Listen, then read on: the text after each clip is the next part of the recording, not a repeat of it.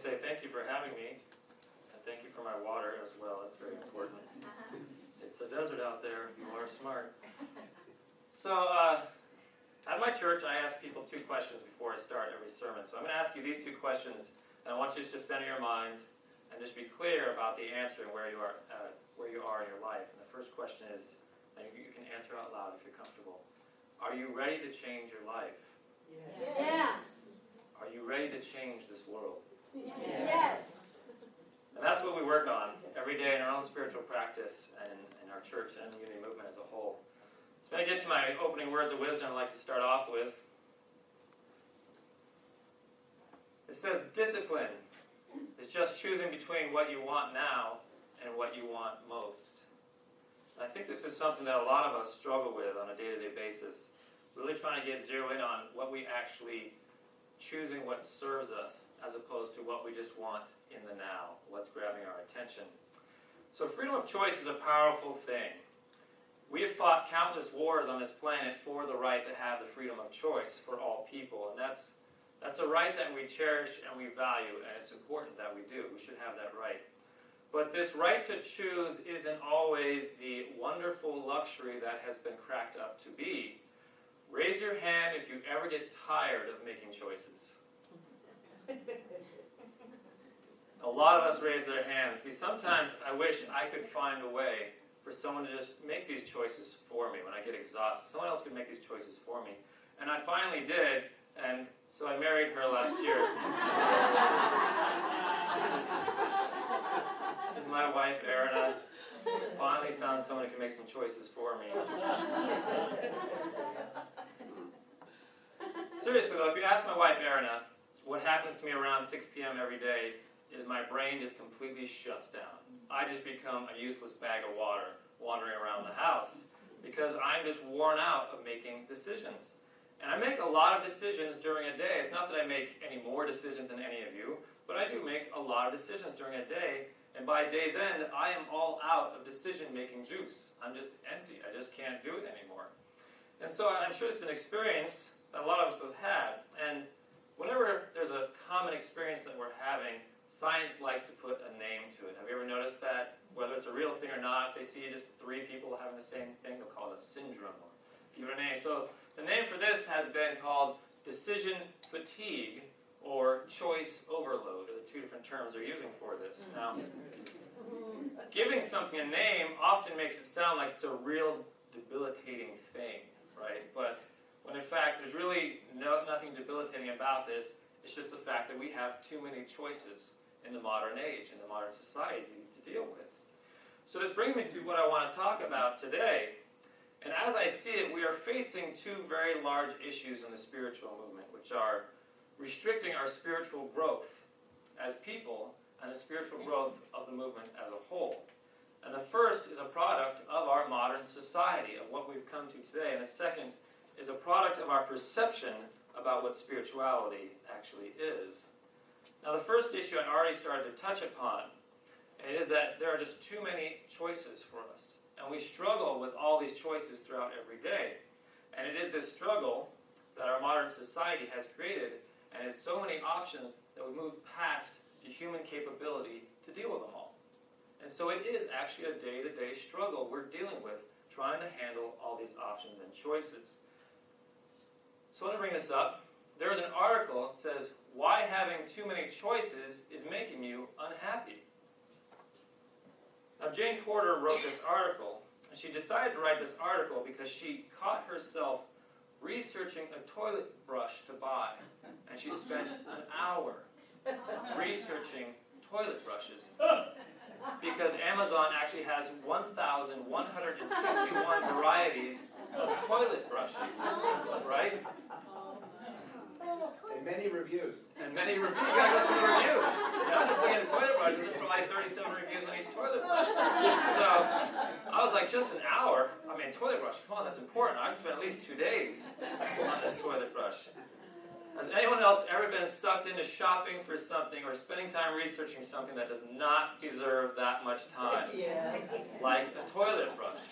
But we're now stuck doing this all the time. And this is not just something funny that we do. This is actually a modern day issue that we are dealing with, and this article talks about that issue. And so in the article they say this: researcher Barry Schwartz calls this choice overload. Having too many choices in our creative and professional lives can lead us to avoid making important decisions. As the number of options increases, the costs in time and effort of gathering the information needed to make a good choice also increases, writes Schwartz. So the first issue being addressed in this article is that we have so many choices, and it takes so long to vet these choices and to make good choices that we're just wearing ourselves out. And even more concerning is that we have so many choices and we get so exhausted that in our exhaustion, we start making bad choices. So having more choices isn't helping us make good choices, it's actually inhibiting us from making good choices because we're too exhausted by the end of the research to come up with a good choice. But there is something even more that's happening in this situation, and they talk about this as well. The level of certainty people have about their choice decreases, and the anticipation that they will regret their choice increases. So we're not even happy about the choice we made, because if you zero in on one toilet brush out of 1,161, you know odds are against you that you did not pick the best toilet brush. You know that for a mathematical fact. So how could you possibly be happy with your decision knowing there's a better toilet brush out there that probably has your name engraved on it? But this is a real issue. This is not just a toilet brush. This is every issue or decision we make. We're now regretting every decision. But because we know for a fact there's a better choice out there because there's so many options now. And fundamentally, there are so many choices, we can no longer feel good about the choices we've made. Because the allure of a better choice is always hanging over our heads. So, some people might be thinking, how does this apply to spirituality? Well, globalization has exposed us to a seemingly infinite amount of spiritual paths, spiritual practices, and spiritual traditions. And this is a good thing in the movement towards trying to create oneness on this planet, compassion and understanding, and bringing us all united under one heading, that we can just accept each other as brothers and sisters, children of God. But it also has inundated us with more options and more decisions in our spiritual practice. We have to decide about what spiritual path we're going to take. It's no longer just one or two. There's now thousands of spiritual paths we could be following. And there's also religions we could be a part of. And there's thousands of different religions we could be a part of. And we have to choose and vet and research and read reviews about which one's going to serve us best, which practice to follow, which books to read, which teachers to listen to, and which organizations to support. And we're getting spiritually drained in this process, whether we know it or not. And this is exhausting. And ultimately, this is distracting, and it's counterproductive to actual spiritual growth. We are being overwhelmed with decisions. And that is the first part of the problem. Now here's the second part that I wanted to address. What I've noticed about the modern spiritual movement is that it's supposed to be a movement forward for us. But in many ways, it is really just a movement away. I'm going to try to explain that. A movement away from organized religion. Or what is really the stereotype of religion. What is perceived as the closed-minded, exclusive, judgmental, and dogmatic religions that many of us grew up in and eventually moved away from. So under the veil of spirituality being a non-judgmental movement forward, it has an undertone of just trying to move away from the religions it judges as being corrupt or dogmatic or simple-minded or whatever term we put upon it. And it's often a path that is more focused on moving away from fundamental religion than actually moving forward as a spiritual progression. But there's a lot of value in organized religion that I think we throw out too quickly. And perhaps the main ingredient that spirituality lost in its effort to separate itself from organized religion was the organized part. Probably laughing because a lot of us have recognized spirituality tends not to be very organized. It tends to be all over the map. I'm trying to decide, one, what it is and where it's going and how we get there. So a few weeks ago, we had come home from grocery shopping. I had some bags in my hand. We went in the house and I heard a knock at the door. And I went back to the door and opened the door, and whenever I open the door, I have to pick up my little Chihuahua mix because he goes absolutely nuts. So you have to hold him while you're dressing for the door. And there were 3 young men from the Mormon faith there, from the LDS Church. And I have been looking forward to this moment as a minister for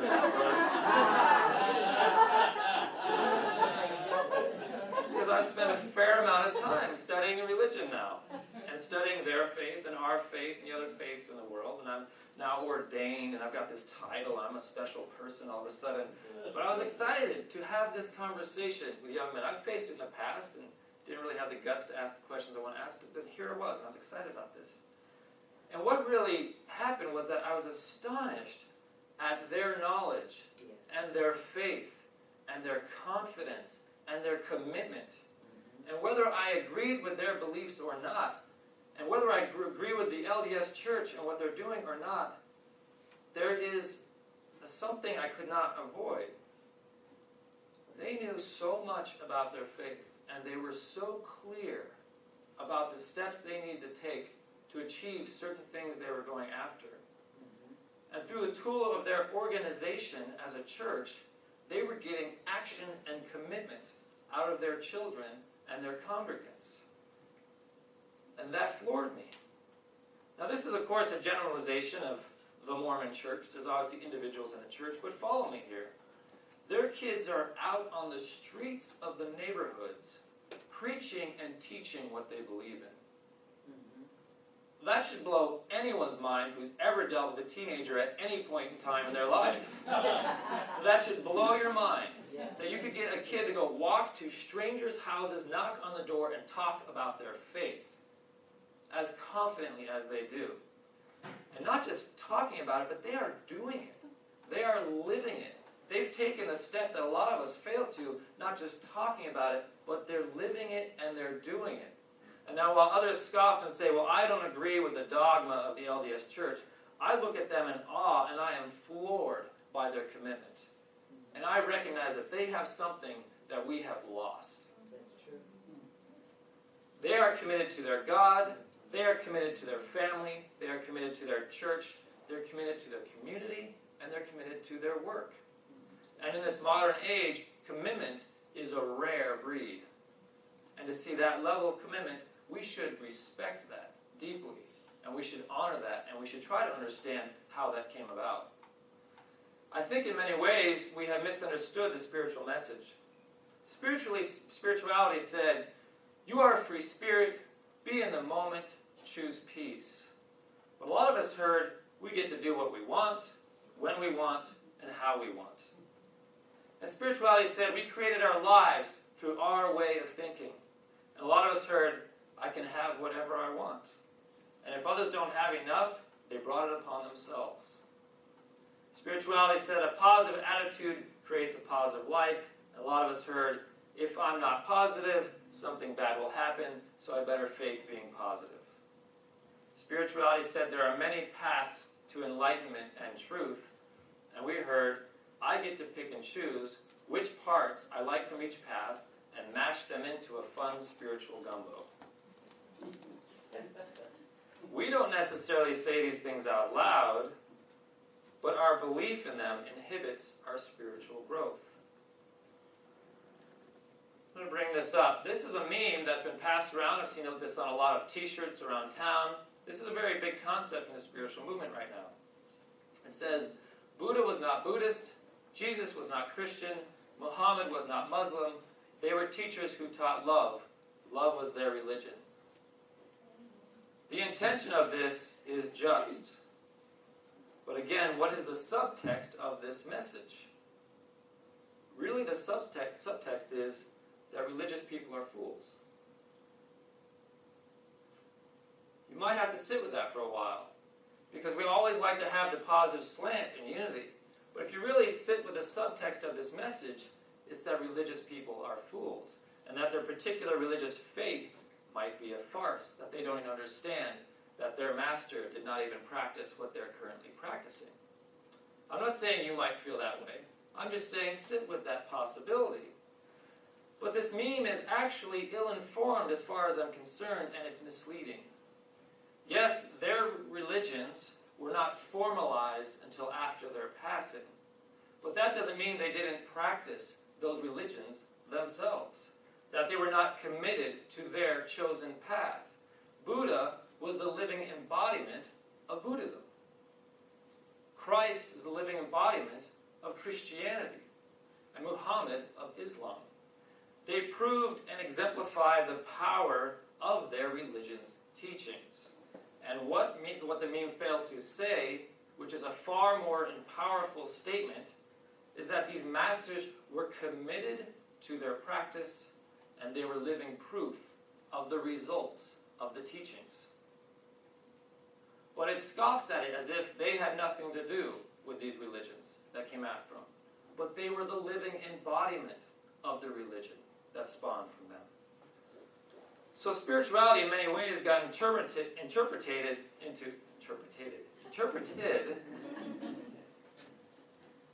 for many people into a self-serving, disorganized bowl of spaghetti.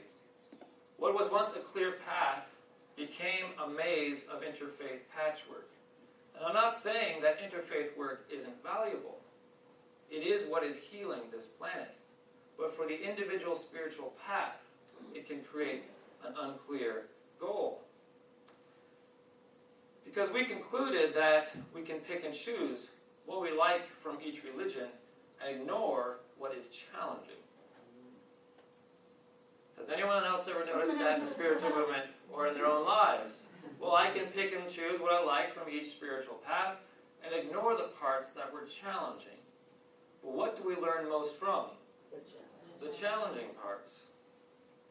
This does not serve us because committing to a path is probably the most powerful tool to being successful on that path. So what are we really committed to anymore in this modern age? Our jobs come and go, our friends come and go, our hobbies come and go, our churches come and go, our communities come and go, our marriages come and go, our spiritual practices come and go, and our prosperity consciousness comes and goes, depending on whether rent is due or not. And then we wonder why we don't see the positive results in our lives that have been promised to us on the spiritual path. So we talked about two issues that I mentioned at the beginning of the talk. One, we are inundated with too many decisions, and they distract us and sap our energy and lead us to bad decisions. And the second, we might have misunderstood spirituality, and it might have wound us up in being in a self-serving conglomerate of many paths without guidelines, structure, or commitment. But there's always a possible solution to these problems. And this article has a brilliantly simple way that is actually counterintuitive to help us along with all these issues. Simply, it said, put limits on your options to make the best decision. Imposing your own constraints when trying to make a choice in your professional and creative work can help you make a better thought-out decision. We don't like limitations. That's a horrible thing. No, we should never be limited at all in any of our choices, right? We don't like that. Because, you see, the illusion of the world has sold to us that more choices equal more freedom. That is how it was sold to us. When in reality, fewer choices actually equal more time, more energy, which equates to more freedom. I'm going to give you an example of how this plays out. In this modern era, when I'm trying to plan a 3-day weekend for my family to go out on a camping trip, I catch myself researching every camping product that we're going to buy or take with us. I'm researching the best places to visit. I'm researching the campgrounds in that area. I'm researching the specific sites in those campgrounds and the reviews on the specific sites in those campgrounds and make sure I have the best site in that campground in that area. And I'm looking for the best sights to see around that area. And on and on and on. And I honestly get so tired planning my trip that I lose interest in going altogether. It sounds like more work than my day job. And it's draining. And you know what my parents did when I was a kid and they were going to take a quick 3-day trip? They pushed us into the van and they started driving in a certain direction. And whatever happened after that was the trip. That was it. We're going north, south, east, or west. Whatever we run into, that will be your entertainment. Having so many choices is not just exhausting us, but we lose focus on what is important in our lives. We lose focus on what deserves our time, what deserves our commitment, what has real value for us. And we lose focus on what actually makes life enjoyable. We're so exhausted with the decisions, we forget what makes life enjoyable and what we should actually be trying to accomplish with our decisions. Lao Tzu spoke to this, and he was always fascinated by the simplicity of nature.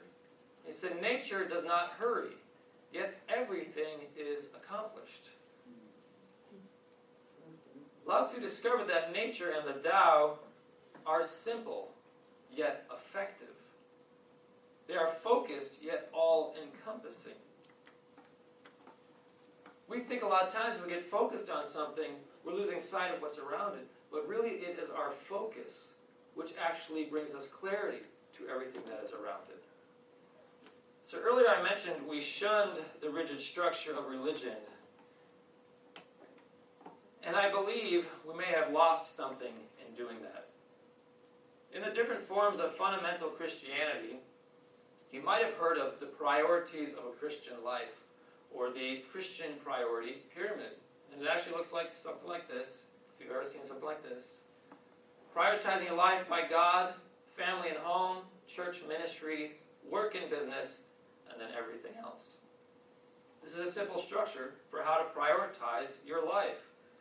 But before I get much further into it, does anybody's life actually look more like this pyramid? There's a little God over there in the corner, but for the most part, other is just blanketing everything else. And I know how this feels. Every minute we scramble to just stay afloat in our lives, to do the best we can with what little time and energy we have left over at the end of the day. And this is because we've bought into the slogan that you can have it all. You can have it all. You should never be limited in any way, shape, or form. You can have it all. And we want it all. But we lose sight of the fact that you only get it all when you stop wanting it from the world. So the Bible does speak to this idea of so much focus on the world. So nevertheless, this is John 12:42-43. Nevertheless, many, even of the authorities, believed in him. They're talking about people were actually beginning to believe what Jesus was saying, the teachings he was sharing. But because of the Pharisees, the religious elite at the time, they did not confess it, for fear that they would be put out of the synagogue. For they loved human glory more than the glory that comes from God. We are constantly chasing the glory that has been sold to us in the physical world, completely losing sight of what the real prize is, which is the glory of God. What is really our priority in this life is what we should be asking ourselves every day. Are we trying to just get more of what the world has to offer? More stuff? More accomplishments? More accolades? More ego boosts? As many as we can get in one single day? Which is ultimately, we all know, just more stress. Or is our priority to experience more of what God has to offer? Like peace, contentment, fulfillment, love, and joy.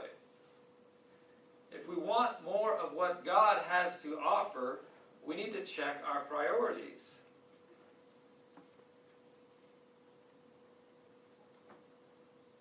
But this is something that I believe has value, especially in this modern age. It's so cluttered with distractions around every corner. God. A constant reminder in your life that there is something greater at work. If you had a constant reminder in your life, first and foremost, that there is something greater at work. A reminder that we are divine in nature and should strive to be divine in expression. If we held that first and foremost as our priority, and that divinity means wholeness, and that our health is wholeness, are we committed to God? If we look at family and home, this is our foundation, the loved ones who support us and who we support. Our consistent foundation of the values that make a true home. Are we committed to family and home? Church and ministry. Church is a spiritual community of like-minded people. Whether you like the word church or not, that is all it was ever designed to be. Like-minded people that we support and that we are also spiritually supporting. It is a ministry, and we have our own ministry where we are spiritually feeding others in service.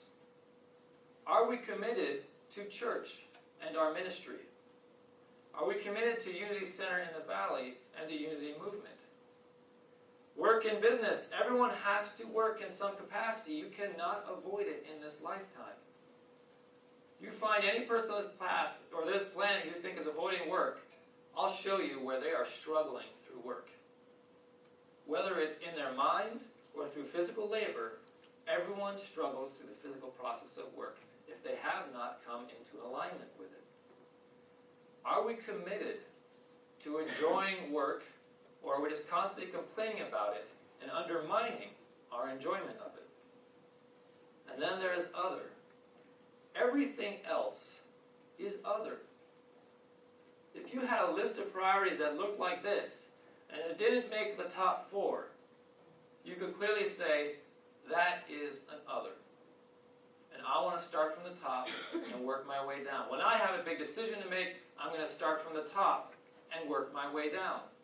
Is this serving the understanding of an all-encompassing God moving through me and everything I know? Or is this a decision of fear? Right there, that first step is going to rule out 99% of your decisions, I guarantee you right there. And then you're going to get on to family and home, church and ministry, and work and business. And you will be down to one choice. If we are not noticing that our lives are difficult, or if we are noticing that our lives are difficult, if we're noticing that blessings seem to come and go, that prosperity seems to come and go, that health seems to come and go, that miracles seem to come and go, perhaps it is because our commitment and our focus to what truly serves us is coming and going. Our co-founder, Charles Fillmore, came up with a brilliant definition for the word consecration. This is from the Revealing Word on page 43. The dedication of one's everyday thought to God. A complete surrender of oneself to God. The entire mind is brought under the control of the Christ consciousness with whole soul devotion to spiritual ideas. It is the one way to perfect peace of mind.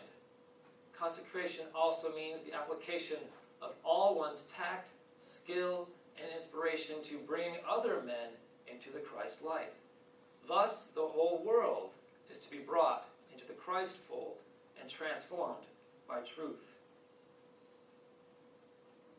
If you want to experience consistent prosperity in your life, commit to tithing consistently and serving consistently. I just felt some people shudder just then. I just felt a little shake. There was a little resistance just then, and I said that for a specific reason.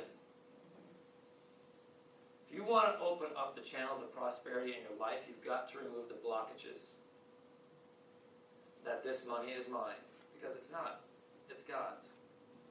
And the more you try to hoard, the more you build a wall around the prosperity in your life. Think about that. If you want consistent joy in your life, commit to meditating consistently. If you want consistent peace in your life and healthy relationships, commit to praying consistently. If you want consistent health in your life, commit to thinking healthy thoughts and commit to taking care of your temple, taking care of this body that we have been blessed with. If you want strong spiritual community, to be there when you need it, to support you in your spiritual growth and times of need, to support the spiritual growth of your community and your family, commit to unity. Commit to this movement and commit to this center. I ask you to consider living a committed life, a life that is focused on what matters most, a life free from the chaos of this world and is invested in the healing of this world. And that is the truth as I experience it. Thank you. Thank you.